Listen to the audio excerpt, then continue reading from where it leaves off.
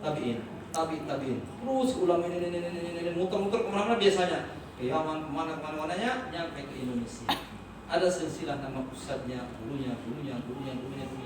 Jadi bacaan Al-Quran kita ini bisa dipertanggungjawabkan secara ilmiah. Gimana tuh? Kita yakin tidak Islam agama Allah? Yakin. Yakin Quran dari Allah SWT? Yakin. Kita bersyukur sama Allah SWT. Insya Allah kalau kita meyakini ini, kita amalkan, kita akan di surga kelak insya Allah. Amin. Sebagaimana orang Palestina sekarang meyakini adanya surga.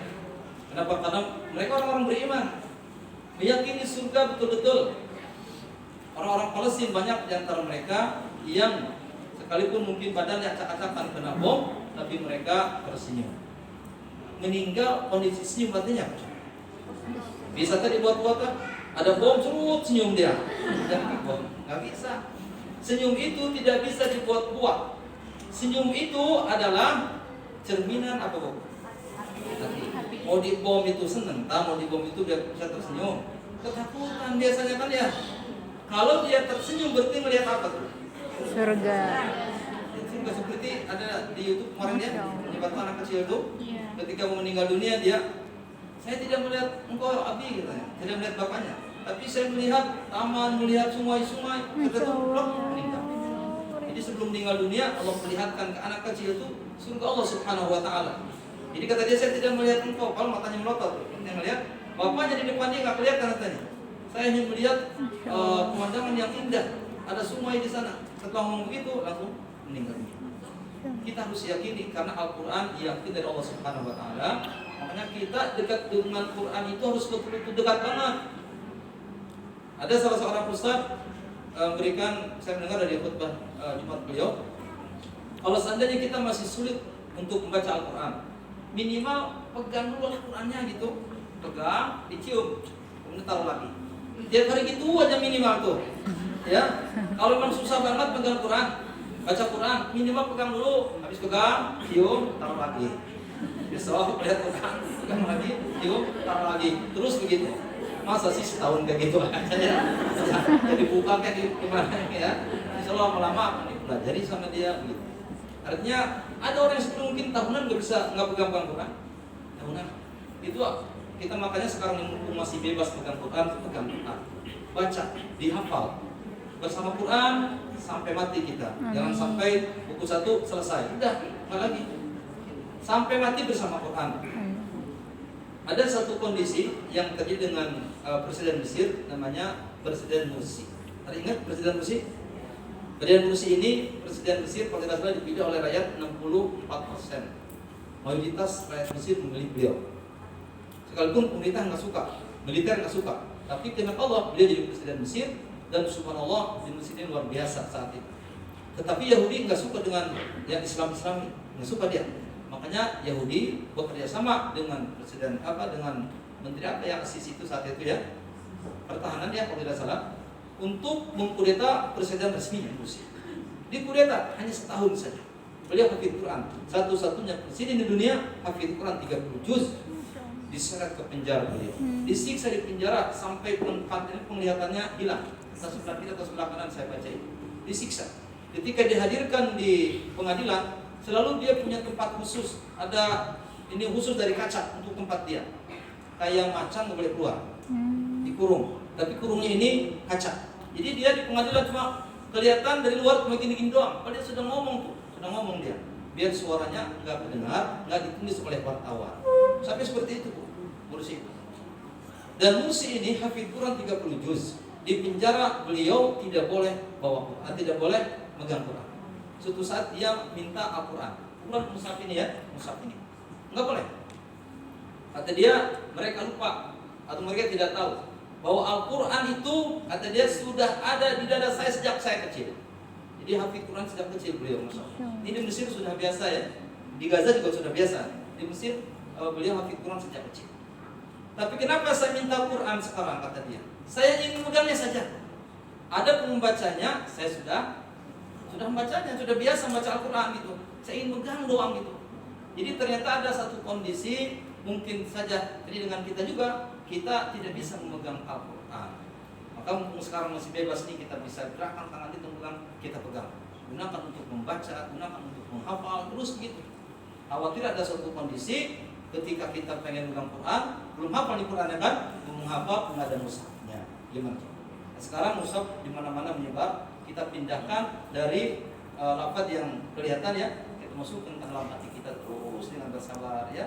Insya Allah 10 tahun kemudian kita hafid Quran. Amin. Kita bayangkan kalau Al-Quran sudah masuk ke dalam dada kita meninggal dunia, bisa tersenyum atau gimana? Tersenyum atau kira-kira kita? Tersenyum. Tapi kalau tidak punya hafalan sama-sama, ya mungkin wajahnya biasa aja, datar aja. Tapi kalau kita punya Quran, kita akan tersenyum. Kita bayangkan coba, kita punya Quran 30 juz sudah masuk, dan kita sudah tasmi, sudah mungkin di akhirat gimana coba? Apakah kita akan dikumpulkan dengan orang yang tidak punya hafalan? Tidak. Yang tidak punya hafalan dengan yang tidak punya hafalan. Yang punya hafalan dengan yang punya hafalan. Ini ada satu kisah, mungkin pernah di antara kita yang pernah mendengar dari Dr. Aiman yang menjelaskan. Ada salah seorang ulama yang ada di sanad itu ya, saya lihat nama beliau itu ada, cuma saya lupa nama beliaunya. Di suatu saat beliau ini katanya bermimpi. Mimpinya itu seolah-olah kiamat sudah terjadi dalam mimpinya. Jarang-jarang orang yang bermimpi seperti itu. Kalau kita mimpinya gimana? Kalau kita bermimpi apa kita biasanya itu? Dikejar-kejar setan mungkin ya, sampai lari teriak-teriak, oh, karena dikejar-kejar setan. Ini beliau mimpinya seolah-olah kiamat sudah terjadi. Kemudian kata beliau, kan ahli Quran beliau ini ya, ahli Quran beliau. Kemudian kata beliau, saya melihat Allah SWT mengumpulkan seluruh ahli Quran seluruhnya, mulai zaman Rasulullah sampai akhir zaman, itu yang hafid Qurannya dijadiin satu tempat. Dan kata beliau saat itu semua orang yang hafid Quran itu mereka membaca Quran seluruhnya. Dan kata beliau suaranya seperti suara lebah kedengaran. Kita bayangkan seluruh para pengawal. Karena kalau di akhirat masih ada mushaf di akhirat, yang ada lagi. Jadi yang dibaca yang dalam hati kita. Ya kalau kita nggak punya yang di sini bagaimana akan bacanya, Ibu Mat? Sekarang alhamdulillah bisa alif lam mim. Terus tanzilul kitab la raiba fihi min rabbil alamin. Alhamdulillah ada yang kita baca nanti di akhirat itu ya. Kalau tidak punya sama sekali bingung kita nanti. Karena Al-Quran kita pindahkan. Kemudian tadi kisahnya kata beliau Allah kumpulkan seluruh Al-Quran itu seluruhnya, mungkin miliaran orang kumpulkan. Kemudian mereka ngaji seluruhnya. Dan suaranya kedengar seperti suara lebah. Ini pernah kita rasakan kalau kita ada acara SPG yang azam itu, semua peserta ngaji masing-masing kan nggak jelas suaranya ya, gumbrang kalau bahasa Sundanya. Jadi seperti suara lebah. Seperti itu kata beliau. Kemudian ketika beliau sedang mendengarkan suara-suara itu, kata beliau tiba-tiba ada suara yang tidak kelihatan, hanya suara saja kedengarannya. Dia disuruh membaca surah Al-A'raf. Iqra surat Al-A'raf. Beliau ini akhirnya membaca, yang menceritakan yang bermimpi ini, akhirnya membaca surah Al-A'raf. Dibaca sampai Al-A'raf. Dibaca maksudnya bukan pegang Quran, dia enggak, sudah ada dalam hatinya. Selesai A'raf ini dalam mimpinya. Kata beliau, Iqra surat Al-An'am. Dibaca surat Al-An'am sama dia. Kemudian ada kalimat di ayat 61 kata surah Al-An'am itu, wa huwal qahiru fawqa ibadihi. Wa huwa dan dia Al-Qahir yang maha perkasa, fauqa ibadi, di atas hamba-hambanya. Tiba-tiba suara itu mengatakan manil qahir. Manil qahir. Apa artinya? Siapakah qahir itu? Kan itu kan huwa kan ya? Wa huwal qahir, dialah. Siapa dia itu di situ? Allah maksudnya. Suara itu bilang manil qahir. Siapakah qahir itu? Kata dia, saya tahu siapa yang maksud dengan huwa di situ, tapi saya diam aja. Akhirnya ada suara itu, Qul anta. Kemudian apa namanya?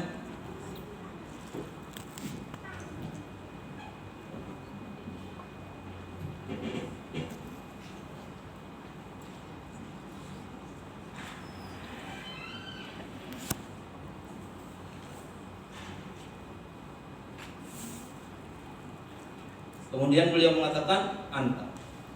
Ternyata itu Allah Subhanahu wa ta'ala.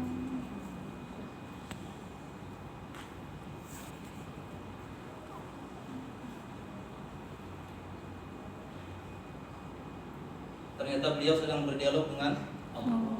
Ini Al-Quran ya, mudah-mudahan kita bisa istiqomah sampai akhir hayat. Amin.